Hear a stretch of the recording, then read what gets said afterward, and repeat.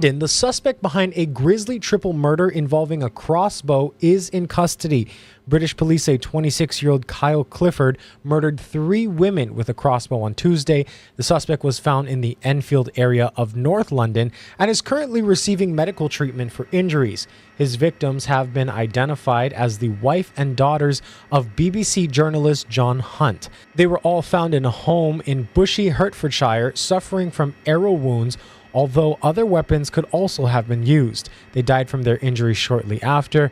Police are calling this a targeted incident. In local politics, Governor Green says he will not appoint a replacement to fill the District 22 seat of former State Senator Maile Shimabukuro after she resigned. Instead, he's leaving it up to the voters. I have a constitutional obligation to have free and fair elections. And I'm not sure, I felt it couldn't be fair if I put one of the 2 competitors, both of whom I like and know, into that seat. Green says whoever's elected in the August 10th primary will be his appointee. State Representatives Stacey Lynn Eli and Cedric Gates are running, but state law says the governor has 60 days from when a seat is vacated to announce an appointee. But the governor says because that deadline of July 30th falls so close to the primary, he's consulted the Attorney General to wait in order to respect the will of the people. In a statement, Senate President Ron Kochi said he does not agree with the governor's action, saying it's his constitutional obligation to comply with all state laws. Kochi goes on to say that by not filling the vacant seat until after the primary, the governor is taking away the political power from the people of Senate District 22 and depriving them of representation for more than 2 months. Heated testimony dominated a community event concerning U.S. Army leases on Oahu. More than 120 people spoke in front of top U.S. Army officials at Waianae District Park. Many of them want the military to give up the land it's been leasing from the state for $1 since 1964. That agreement is set to expire in 2029. The majority of speakers called for no new military leases. The Army has really taken a very deliberate and thoughtful look at the parcels that are currently being used to understand and to be very deliberate about what lands in the end that are sought to be retained. At stake, 6,300 acres of land, which includes the Makua Military Reservation, Kahuku Training Area, and Kawailoa Poamoho Training Area near Schofield Barracks. The military is weighing several options, including giving around 2,000 acres back to the state. Another community session will be held tonight at 6 p.m. at Kahuku High School. The criminal trial for actor Alec Baldwin got underway in New Mexico this morning. He's charged with involuntary manslaughter for the death of cinematographer Halyna Hutchins after a prop gun he was holding went off on the set of Rust back in 2021. Elise Preston was in the courtroom. Alec Baldwin arrived at the courthouse in Santa Fe for his trial, accompanied by his wife. The actor appeared to be engaged as the prosecution detailed its case against him during its opening statement. The evidence will show that someone who played make-believe with a real gun and violated the cardinal rules of firearm safety is the defendant, Alexander Baldwin. Hutchins died when the prop gun Baldwin was holding went off during a rehearsal on the set of the movie Rust. The film's director also suffered a gunshot wound and survived. Baldwin insists he is not guilty and he did not pull the trigger. His attorneys called Hutchins's death an unspeakable tragedy, but told the jury Baldwin did not commit a crime. He was an actor acting, playing the role of Harlan Rust. An actor playing a character can act in ways that are lethal. The prosecutor said on the day of the shooting, Baldwin went off script, declining multiple opportunities for standard safety checks, and instead did his own thing with the prop gun. He cocks the hammer, points it straight at Miss Hutchins, and fires that gun, sending that live bullet right into Miss Hutchins' body. But Baldwin's team argued their client was not responsible for her death. Safety is ensured before the actor. On this movie set, there were people responsible for ensuring the safety of the set and the firearm. Those people failed in their duties. The jury pool of 11 women and 5 men who will determine Baldwin's fate includes 4 alternates. If convicted, he could face up to 18 months in prison. Elise Preston, CBS News, Santa Fe, New Mexico. The film's armorer, Hannah Gutierrez-Reed, is serving an 18-month prison sentence for her role in Hutchinson's death. She was convicted of involuntary manslaughter back in April. Governor Josh Green used his veto power to slash more than $500 million from state programs and services, including school construction and invasive species control. Progressive lawmakers say the governor forced himself to trim the budget after giving unnecessary tax breaks to the rich. Daryl Huff has both sides. Keeping track of the $10 billion budget this year has been a roller coaster. First, there was fear of a wildfire budget crisis. Then all of a sudden, a multi-billion-dollar tax reduction, and now another dramatic cutback by the governor of at least $500 million. So we were about $300 million out of balance. We will sort that out. Most of it will be covered. In between frantically signing scores of bills, many including multi-million-dollar costs, the governor used line item veto power to slash hundreds of millions in spending, ensure the budget has a $300 million surplus and $1.5 billion in a rainy day fund. Yes, there is a shell game. We need to ask the tough questions. How much money are we getting? What are the correct projections? And most importantly, what are the important things we have to prioritize? Some lawmakers were upset the cuts include $10 million cut from invasive species programs, fighting things like invasive beetles, fire ants, frogs, and birds.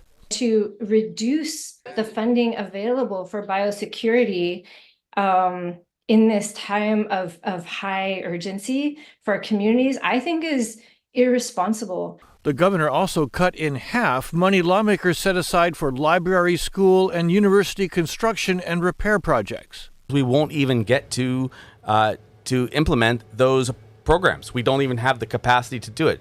Those were false appropriations. Those appropriations could not be executed over the course of this year. While the governor on HNN Spotlight said he was cutting fat, the progressives say legislative leaders rushed the broad-based election year tax cut without knowing its full cost.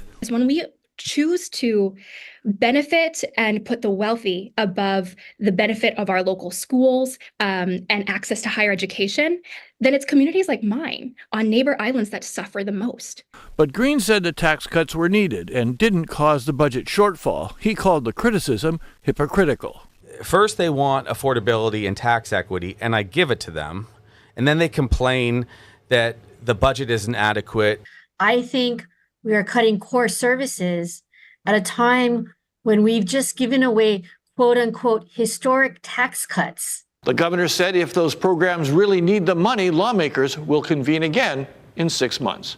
Daryl Huff, Hawaii News Now. All right, it's Wednesday. That means it's time for our weekly crime roundup. Joining us now is Sergeant Chris Kim from Honolulu Crime Stoppers. What do you have for us today? Yeah, I got 3 cases I want to highlight. The first case is unauthorized entry into motor vehicles. So basically a vehicle break-in that happened over at the Arizona Memorial area on Tuesday, June 11, 2024 at about 4:51 p.m.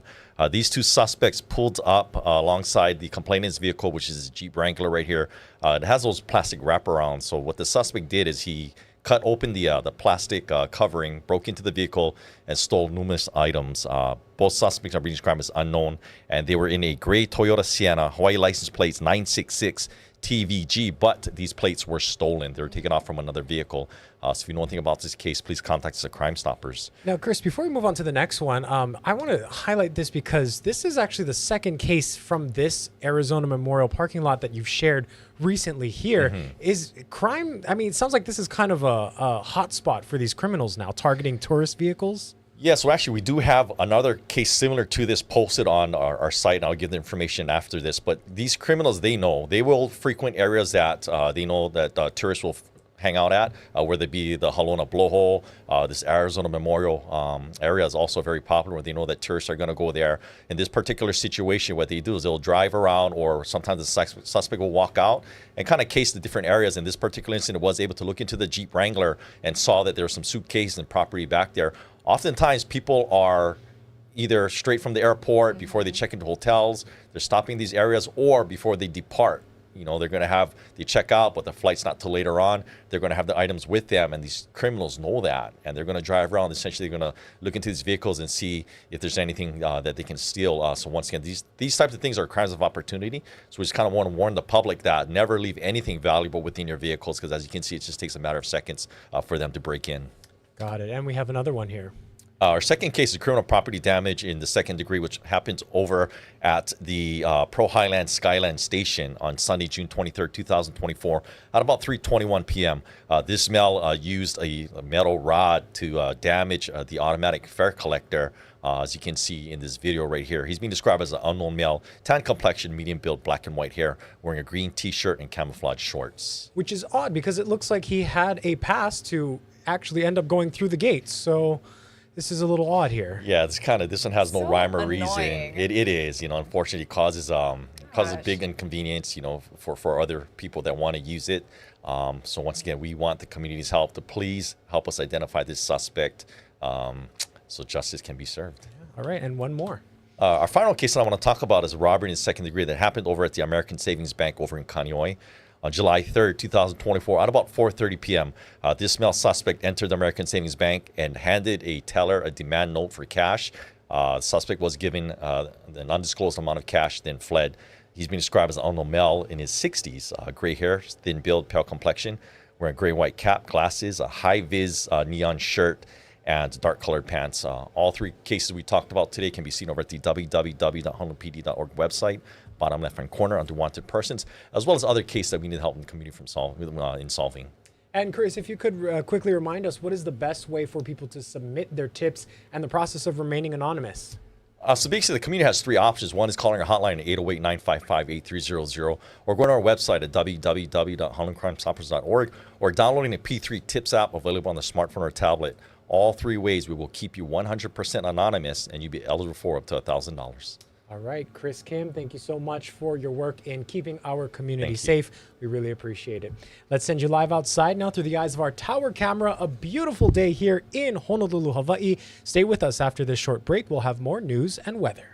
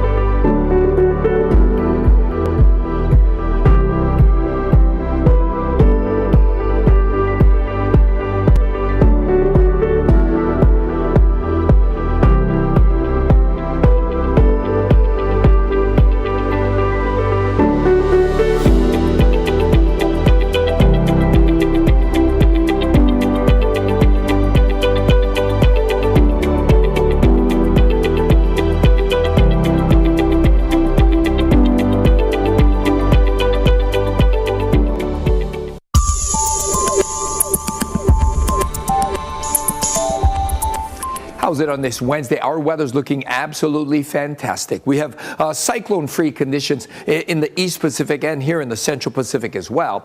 And we do start out the day with a few passing showers, but most of the showers are very spotty. They're spread out, and they won't be amounting to very much. We might see a small boost in the shower activity sometime tomorrow, but still we're not expecting a lot of rain. However, we'll get a surplus of trade winds. The trade winds will be running pretty swift from today all the way through the weekend. So what we see today will go largely unchanged through the weekend. We'll start out almost every morning with a few windward and Mocha showers, drier by lunchtime, especially for leeward sides, and high temperatures running into the upper 80s. But at least we'll have those trade winds blowing in at brisk speeds to make it not as humid as it would be otherwise with lighter winds. So we've got with those stronger trade winds a rising east swell. It's going to be choppy on the east side as well. A small boost rolling into south and west shores. Excuse me, a more significant south swell coming in over the weekend. So the weather's not going to change very much. We'll have these brisk and breezy winds today all the way through Sunday, easing up slightly on Monday. We will have a few more windward and Mocha showers on Thursday and on Friday, but leeward sides will still be mostly dry.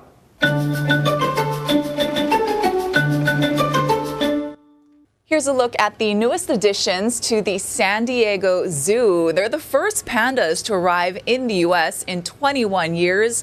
Here's Liz Kruitz.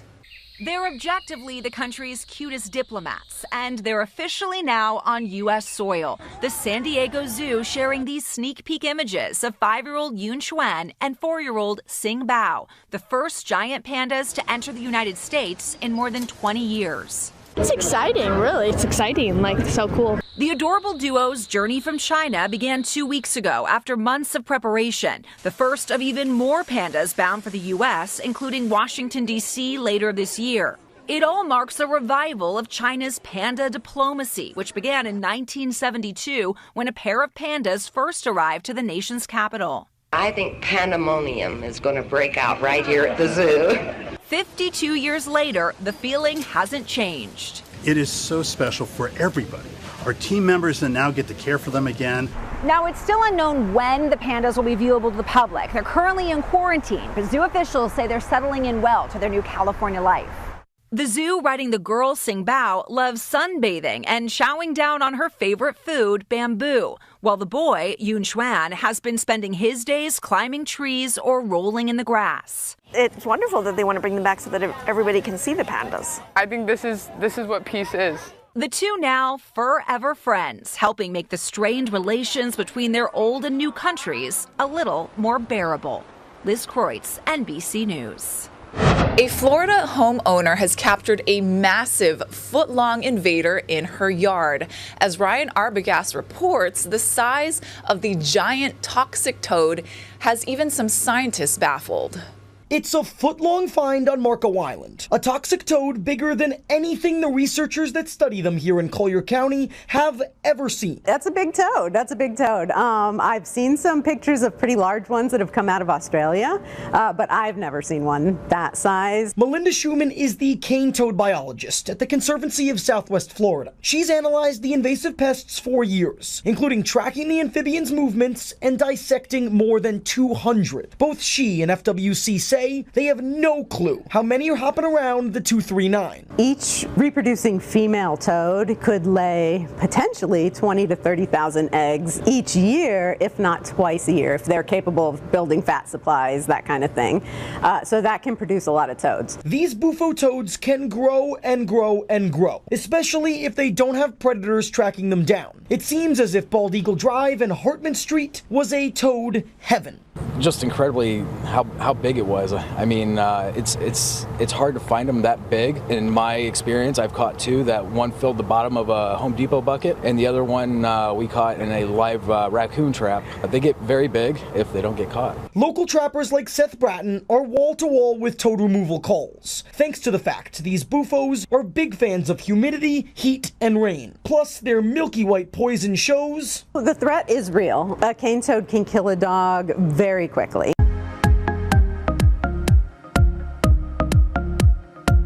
And in today's good news now, take a look at this. Rice field art in northeastern Japan depicts Los Angeles Dodgers baseball star Shohei Ohtani. A rice field in Oahu City in Iwate Prefecture got the special makeover. 7 rice plants, including white and purple ones, were used to depict Ohtani in his MLB jersey with number 17. The paddy field also featured Ohtani as a Los Angeles Angels player back in 2019. It also made a work featuring him when Ohtani was named the World Baseball Classic MVP last year. This year, Ohtani's dog Dekapin was also included in the artwork. People from around Japan have been visiting to take a look at the work made by the local association. One thing that caught this visitor's attention was the Japanese letter katakana ho written next to Ohtani. Other letters were drawn in rice fields in other prefectures as well. Altogether, 6 fields across the country spelled out Home Run King. People will be able to enjoy the artworks until the end of July. Absolutely incredible. Yeah, Love it. Homuranu King. Yes. Love it. And I didn't know it was white and purple rice. I thought they colored it, but it's natural. Yeah, That's all really natural. cool. Pure art. Gotta love Japan. Well, we have time for one more. A familiar face in the game show world is spinning back home. That's right, Pat Sajak will host a primetime version of ABC's Celebrity Wheel of Fortune this fall. Sajak retired from the syndicated program in June after helping contestants with vowels and consonants for 41 years. The show is scheduled to start on October 7th. Sources say these episodes haven't been filmed yet, and they will air on Mondays when the NFL isn't airing Monday Night Football. I'd like to buy a vowel, please. I'd like to start with an A. You're going to say vowel. I don't know. That Toad story still kind of got me feeling weird. We apologize. We didn't know it was that graphic, guys. But thanks for watching, everyone. Let's end today with a live look outside. Have a great day. Aloha. They're usually not this amount of microphone.